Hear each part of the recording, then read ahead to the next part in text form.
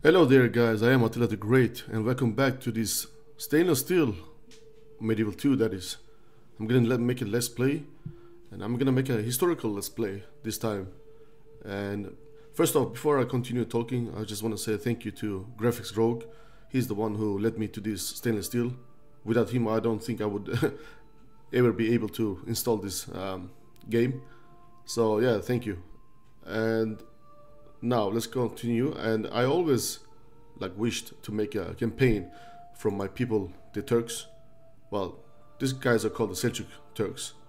So before I go and talk about more about my people, I'm just gonna explain some few details, how they came and the historical accuracy. So we are at 1100s, if I'm not mistaken. Yes, we are at 1180. That means it's been 29 years since the great victory at Manzikert in the eastern modern-day Turkey. So the Battle of Manzikert was at 1071 AD between two emperors, Emperor Romanus Diogenes IV and Sultan Alp Arslan. So the armies that consisted of Frankish, English, Norman, Georgian, Armenian, Bulgarian, professional Byzantines army with the famous Varangian guards, and they also had some Turkic mercenaries called Peşenek and Kuman Turks. So yeah, they also had some mercenary from my people as well. What do you know? Anyways, that army consisted of nearly, some say, plus 70,000 army troops, like a really great army. And some would exaggerate and go upon saying that there were more than 200,000. But I'm gonna go with 70,000 plus, because 200,000 would be a little bit too much. It sounds like the movie 300 some way, like half a million, what was it, million Persians coming in against only 300 Spartans. So, you know, it's just anyways, Turks, on the other hand, the Seljuk Turks that I'm talking about, had only about 20,000 plus armies, and they were fairly outnumbered. So you can see, really small army towards that great huge army is gonna be really difficult. Of course, Seljuk Turks also had mercenaries, same people, I mean, same brethren, same kin of the Kuman Turks and Peşenek Turks, but still, however, they were much farther less than the Byzantines. And mainly the Frankish and the Normans in the battle.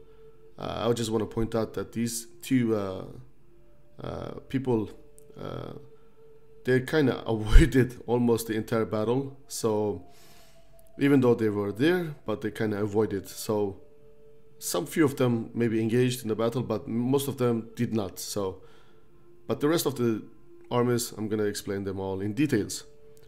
So many has deserted and many was captured, including the Emperor Romanus. So before we go into that as well, I'm gonna go in now, explain the battle, how it starts and how it ends. So basically, Romanus, the emperor of the Byzantines, he split his troops and sent first his general called Joseph Tarchanatos, and I'm sorry for mispronunciations because it's kind of hard, tough name, Tarchanatos or whatever. So he sent them to take some Byzantine troops and Varangian guards with him to accompany Peşenek Turks and Franks to a town called Kliet. It's located in eastern Turkey as well, but they were utterly crushed. So they kind of lost like more than 20,000 plus armies in that battle. So yeah, but the thing is that Romanus was unaware of this and he moved into Manzikert. He had no idea that his general was totally annihilated. So with that unknowing, he just moved into Manzikert, and the battle begins by the Seljuks doing some guerrilla warfare. That is the old nomadic steppe people doing the hit and run tactic with the horse archers and all that. See, the Turks are known for that since even previous Seljuk Turks. I mean, you had the various different tribes such as Huns, the Scythians, or and so forth. So they were all known for that typical warfare, hit and run with the horse archer, guerrilla warfare that is. Now they tricked of making so-called retreat and were pursued by the Armenian general called Vasilekis, which some few mainly cav units he had with him to try to develop the Seljuk Turks, but he was also totally destroyed, and in that process he was captured. So he was a prisoner to the Seljuks, and the main battle has not even begun. So that's another great victory to the Seljuk Turks. Now, the Seljuks attacked heavily and made the left-wing army Seljuk Turks, they attacked heavily and made the left-wing army under General Bryennius retreat from heavy damage. So there were a lot of far-distance archer bow, fire upon the left wing, that is. So they couldn't, risk it. So they couldn't go on forward, and they just had to retreat. So, yeah.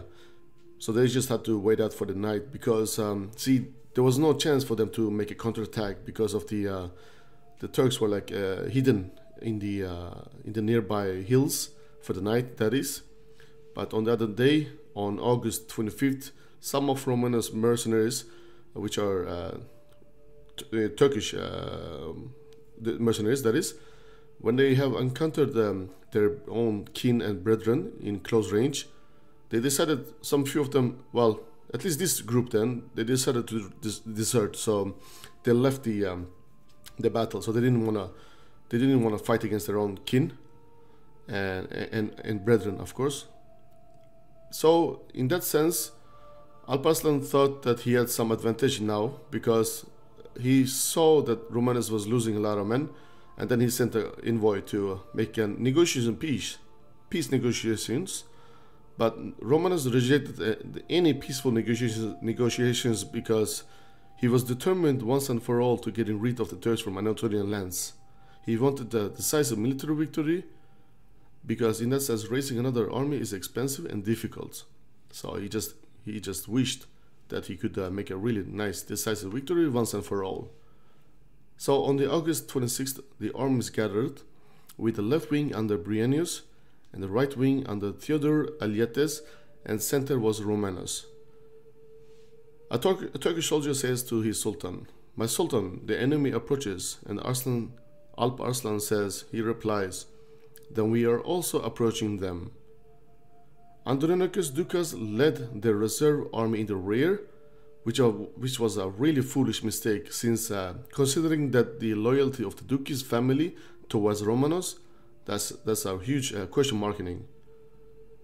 Seljuks were organized into a crescent formation about 4 kilometers away.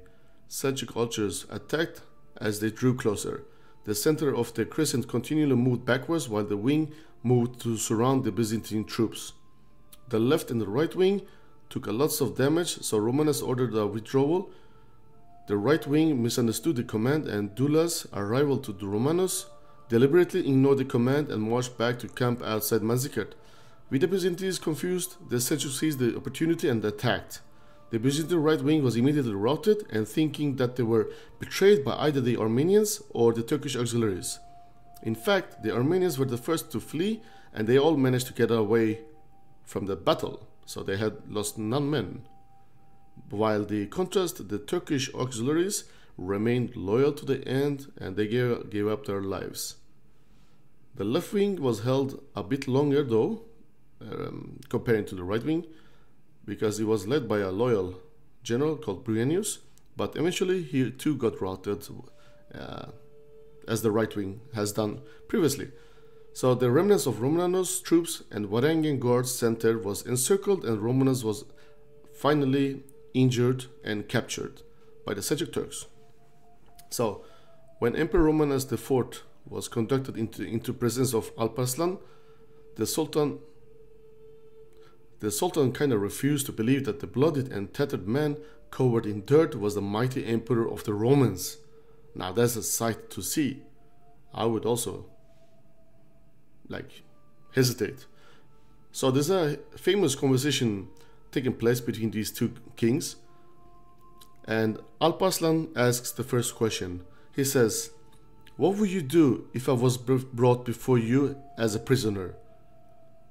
Romanes replies, "I'd kill you or exhibit you in the streets of Constantinople." Then Alparslan replies back, he says, "My punishment then will be much far heavier." He says, "I forgive you and I set you free." So thanks to that victory, Turks from all over the Eastern Asia could now move in and settle in Anatolia. But they will not be safe because there will be another threat soon. And that's a threat from the either Byzantines and the European Crusaders, which we are here now. The crusade starts by Pope Urban II, 1095. So they approached these lands 1099. I believe that was the year 1099 they captured Jerusalem, if I'm not mistaken. And now here we are, 1180. Let's see what we can do to counterattack the Crusaders. So I'm gonna do a medium, no, let's do a hard difficulty. And the battle difficulty should be hard as well. I don't want to see any computer moves. I want to manage all cities, no battle time limits. Let's make a long, interesting long campaign. But this one though, I don't know if I can change it later, but it's fine. I want the time limit, so it's good. So I'm gonna place the Seljuks, and here we are. By the way, I hope you guys enjoyed that historical lesson, just small historical lesson of the Battle of Manzikert and the Turks moving into Anatolia.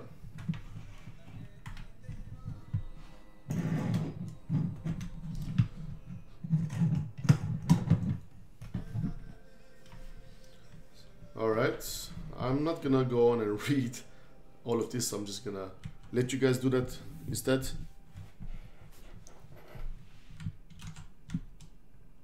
Ankara, nice. That's the modern day capital of Turkey. I believe it was Ankara before it was called Ankara.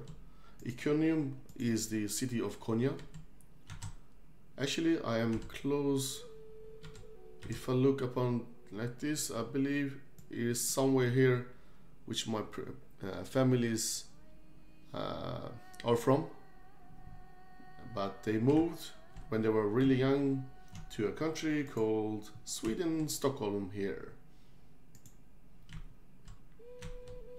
Looks like we got good large empire so far, what I can see. And the important thing is to do here is to first off go with the land clearance, I believe. I find it really important. The financial point of view first off.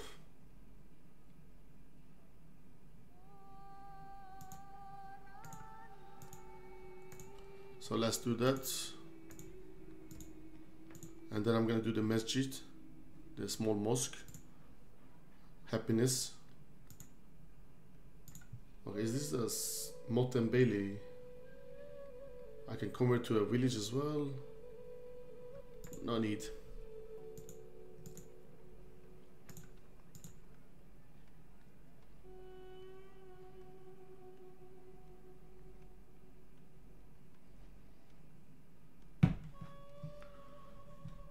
Oh, we got a madrasa here, so that's Baghdad.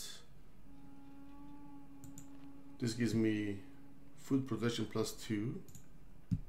See, to be honest, it was really long time ago since I played Medieval 2 campaign. Like, I believe last time I played was somewhere around 2008, 2009. So it's been almost more than 5 years. I totally forgot how to do. And I gotta know. Okay, this one is tax bonus, so that's good.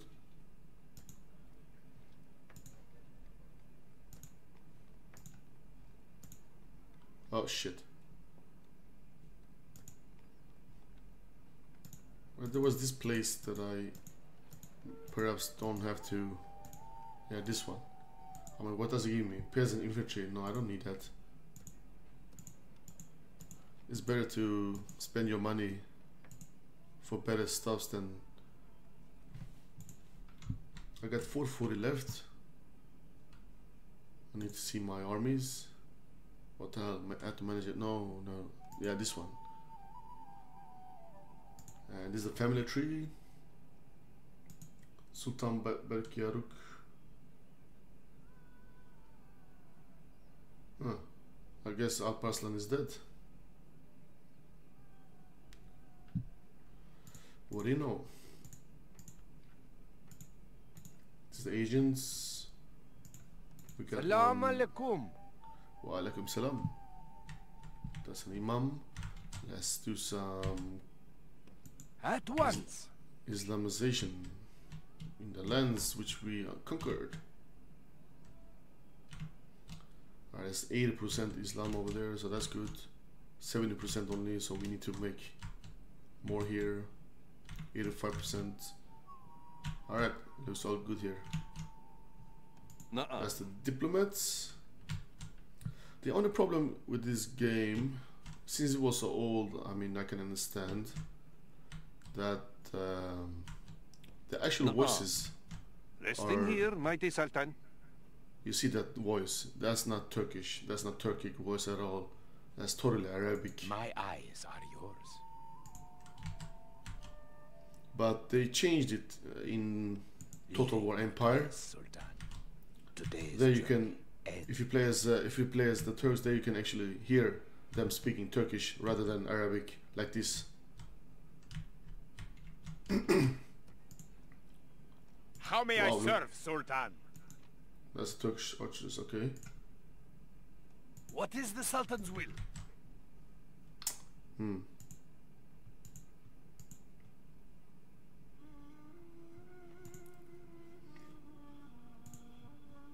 Where's my army thing? Like, oh yeah, there we go. Orders. So that's the faction leader.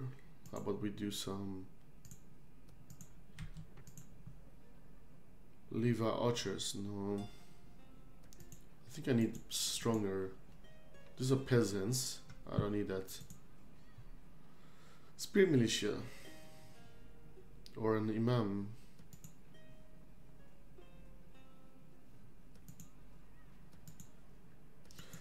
Perhaps I should wait with recruiting any troops now. Where's my diplomacy? How can I see? Okay, I have no enemies rather than rebels, so that's seems like everyone is at peace with each other during this period. All right.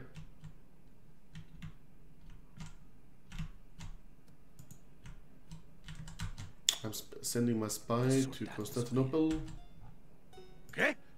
Sorry. I must remain vigilant. Scolari, Varangian Guard, there we go. These heavy troops. Very powerful troops, that is. Never seen these guys before. I guess that they are like kinda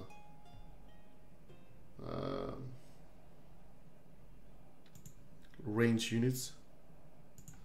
Alright, let's get on to the next turn.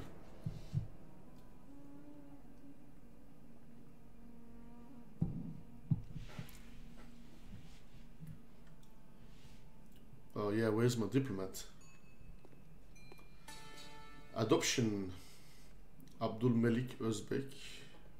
Loyalty. He doesn't have any good command, no chivalry, but he has good PT and loyalty. And he's healthy, administratively minded. That's good. Yeah, whatever. Let's go. Take rebel settlement. Okay. I got how many turns for that? 15 turns. Let me recruit some troops then. What is the Sultan's will? Abdul Malik. Sipai Lancers. Sipai Lancers, the term Sipai came with the Ottomans later on, not with the Seljuks. if you're gonna talk about historical accuracy here. Levi archers. Yeah, why not? Get some C5 lancers, horse archers. These ones aren't that good. Compare this one. Let's get some spear militia. Where's my diplomats? Spear militia. Spear militia. Yeah, let's get the imam as well.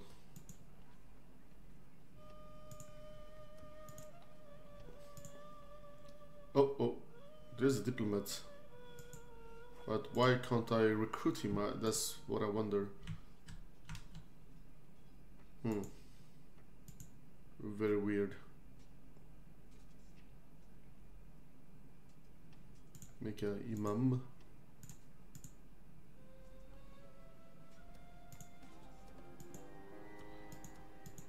Make more imams.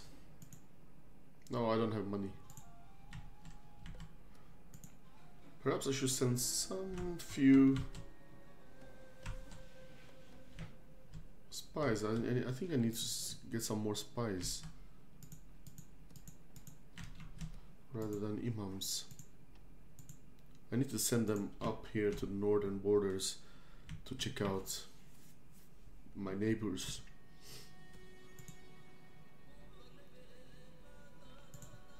I love the music.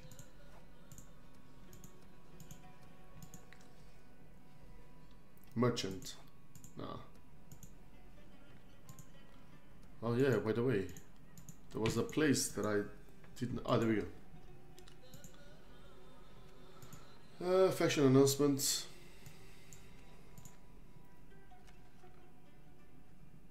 Wow, the Byzantines are totally mighty. Financial Holy Roman Empire. So that means that I need to take more settlements from the Byzantines. Yep. Or rebels. Okay. Yep, Jerusalem has been taken by the Crusaders, and here we go. I need to take them back from those filthy Crusaders.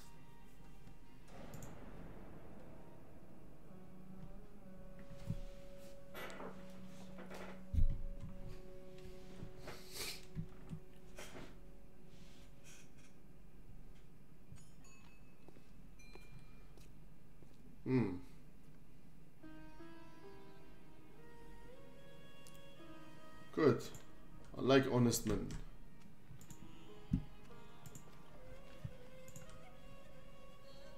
Yes, my master? Oh, this is a diplomat. Holy God. See? Is there something I can do for you, noble lord? Oh, nice. How about you give me some money? Like, for 10 turns. 500. Is that good? That's balanced, yeah? No, I don't see how this can work. Okay, then you give me some more money then. See, this is what I like with the medieval, that you can actually type in your own amount of money. In Rome too, you can't. That's success. It's really annoying. Is that good? I see no problem here. Good. It is agreed. Until next time. It looks alright with the Byzantines so far.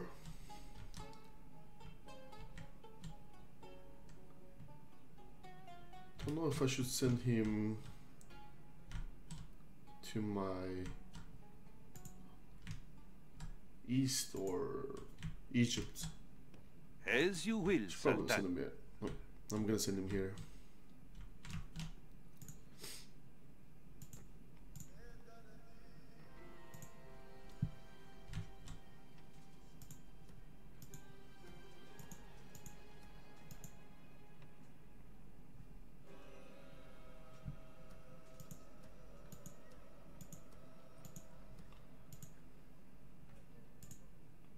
My eyes Spy. are yours.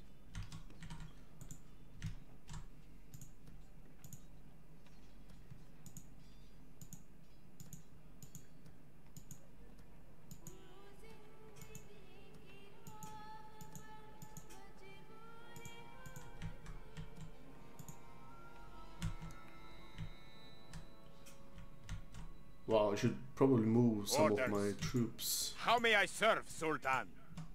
How may I serve? We move, Sultan. Let's move them here. As you will. The sun Unite them sets into a on great today's journey. force. These guys could stay put in case of the Persians would do something clever. At least they could try. Sultan. How may I serve, Sultan? Order. We march. These lands hide our foot. Yalla. How may I serve, Sultan? We move, Sultan. Go over there. We rest here until dawn.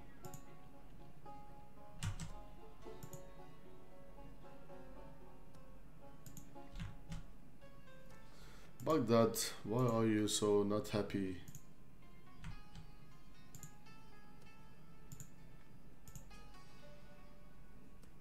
Where's my imams?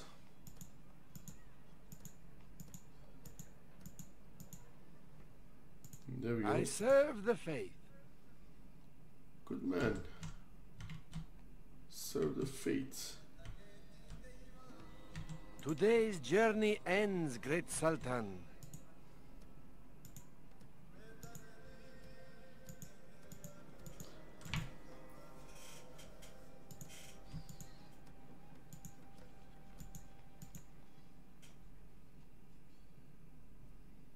I don't think I'm gonna recruit any more troops. Recruiting more troops would mean less money for next turn. Then I can't build the things that I like. Since we got one turn left for Salam alaikum. these things to be done. I serve the faith.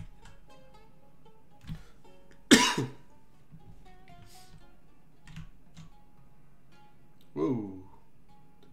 38% only. At once, Get over there, man. as the Sultan wills. Yeah, this is a town called Edessa. Funny fact, when the Crusaders, right, they had, they had no reason to go over here. They had no reason at all. So there was this one Frankish guy called, I forgot his name, but so he was ambitious, right? Seeing that the others are capturing one by one cities for themselves, he also thought to himself that he also needed one. I think that he was the brother of the, the leading Crusader king. So yeah, he came into Edessa, which was governed by this Armenian guy. So he happily received them. Thought to, he really thought that they would, come there for peace and order and stability and protection, which would make a lot of sense since they share the same faith and all that. But little didn't he know, the Armenian governor, that the true ambition behind was so far different than he actually planned. So it goes some time, and then they scheme their plan and all that. So they trap him, the governor, so somewhere, and then they just kill him, and then kills the rest of his troops, and then takes the city for themselves. So there you go. That's the loyalty of the Crusaders, even though they share the same faith and all that. So yeah, you should not trust those guys, dude. Anyways, that's it for this turn. I hope you guys enjoyed this small, as I said, small historical present and let's play as well. And I'll see you guys at part 2, hopefully. Thank you. Bye bye.